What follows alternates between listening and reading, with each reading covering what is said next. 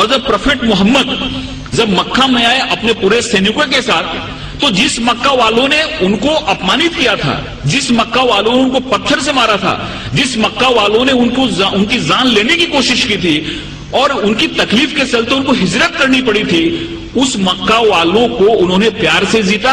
और वो मक्का की जो फतह थी, ऐसी फतह थी जिसमें खून का एक कतरा भी नहीं बना। प्रोफेट मोहम्मद को जितना अपमानित किया गया था, प्रोफेट मोहम्मद की जिंदगी को जितनी तकलीफ दी गई थी, अगर वो चाहते तो जिस समय उन्होंने मक्का में प्रवेश किया, मक्का की फतह की, उस समय हजारों लोगों का कत्ल करा सकते थे, लेकिन एक भी खून का कतरा नहीं बहा और बड़े प्यार और मोहब्बत के साथ उन्होंने मक्का को फतह किया।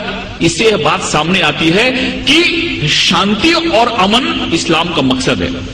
तलवार उठाई उन्होंने, तलवार इसलिए उठाई कि तलवार उठाने का उनको हुक्म था, मजबूरी थी तलवार उठाना, कि अगर तलवार नहीं उठाते तो मजहब का क्याम नहीं हो सकता। और हर एक जगह गीता में भगवान श्री कृष्ण ने अर्जुन को कहा कि तुम लड़ाई करो, अगर तुम लड़ाई नहीं करोगे तो धर्म की स्थापना नहीं हो पाएगी। अर्जुन वहां से भाग रहा था, अर्जुन ने बोला कि फिर नहीं चला था, क्योंकि मेरे सामने तो हमारे सारे रिलेटिव बैठे हुए हैं। भगवान श्री कृष्ण ने कहा कि यहाँ पे धर्म की स्थापना के लिए तुमको लड़ाई करनी पड़ेगी, तुमको लोगों को मारना पड़ेगा। अगर तुमने लड़ाई नहीं की तो धर्म की स्थापना नहीं होगी। तो एक विशेष परिस्थिति में हमको लड़ाई करने की भी जरूरत होती है। वैसे प्रोफेट मोहम्मद ने अगर लड़ाई करने की बात की तो वहां पे की जहां पे लड़ाई करना मजबूरी था, और वहां पे अगर लड़ाई नहीं होती तो शांति की स्थापना नहीं होती।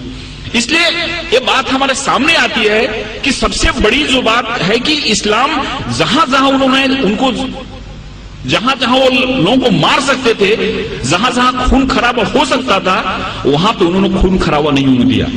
कभी कभी उन्होंने अपने को खुद अपमानित भी हुए, जैसे कि बहुत लोगों को मालूम हुआ कि सुलह हुदैबिया जो एक करार हुआ, एक जो मायदा हुआ, उसमें बहुत सारे ऐसे टर्म थे जो टर्म उनको कबूल नहीं थे, इस्लाम के मानने वालों को, मुसलमानों को कबूल नहीं थे।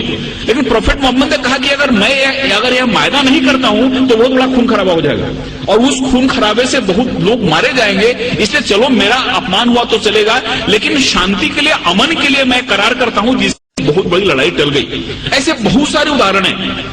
एक बार एक यहूदी का जनाजा जा रहा था और प्रोफेट मोहम्मद अपने लोगों के साथ बैठे हुए थे। उन्होंने जब जनाजा देखा तो उठ के खड़े हो गए। उनके लोगों ने कहा कि ये तो मुसलमान का जनाजा नहीं, ये तो एक यहूदी का जनाजा है। तो मोहम्मद ने क्या, प्रोफेट मोहम्मद ने क्या यहूदी इंसान नहीं होता? ये सारी चीजें हमारे सामने आनी चाहिए। उस बूढ़ी औरत की कहानी मालूम है कि उसको ऐसा लगता था कि यहाँ पे इस्लाम बढ़ रहा है, मोहम्मद नाम का ऐसा शख्सियत है जो सबको इस्लाम में ले जा रहा है, इसलिए गांव छोड़ के जा रहे थे। उसके सर पे गठरी थी और गठरी उठ नहीं रही थी। एक नौजवान आया और बोला कि माता जी मैं आपकी मदद करूं, आप चलो अपनी गठरी में गांव के बाहर छोड़ देता हूं। औरत ने उनको गठरी दी और वहां से नौजवान उस गठरी को अपने सर पे लिया और गांव के बाहर गया और बोला कि आप ठीक है, आप गठरी लो, जाओ। उस औरत ने पूछा कि कैसा नेक इंसान है जो अपने सर पे मेरी गठरी लेके जा रहा है। उसने पूछा कि तुम्हारा नाम क्या है? इन्होंने कहा कि मुझको मोहम्मद कहते हैं। जिसके डर से भाग रही थी वही इंसान उस औरत की गठरी को अपने सर पे ले जा रहा है और उसको मदद कर रहा है, और उसी दिन औरत इस्लाम में आ गई। जो औरत प्रोफेट मोहम्मद के सर पे हमेशा कचरा फेंका करती थी नमाज के जाते समय, रोज कचरा फेंकती थी उनके सर पे। एक दिन जब उसने कचरा नहीं फेंका तो मोहम्मद जब लौट रहे थे, प्रोफेट मोहम्मद, तो उन्होंने देखा और पूछा कि औरत कहाँ है? लोगों ने कहा कि वो बीमार पड़ी हुई है। वहां पे जाके उन्होंने उसकी तबीयत पूछी। उस औरत को लगा कि जिस इंसान को मैंने इतनी तकलीफ दी, जिसको इतना मैंने अपमानित किया, जिसके सर पे मैंने कचरा फेंका, वो कैसा इंसान है कि मेरी तबीयत बिगड़ने पे मेरा हाल पूछने आ रहा है, और वहां पे इस्लाम उसने कबूल कर लिया।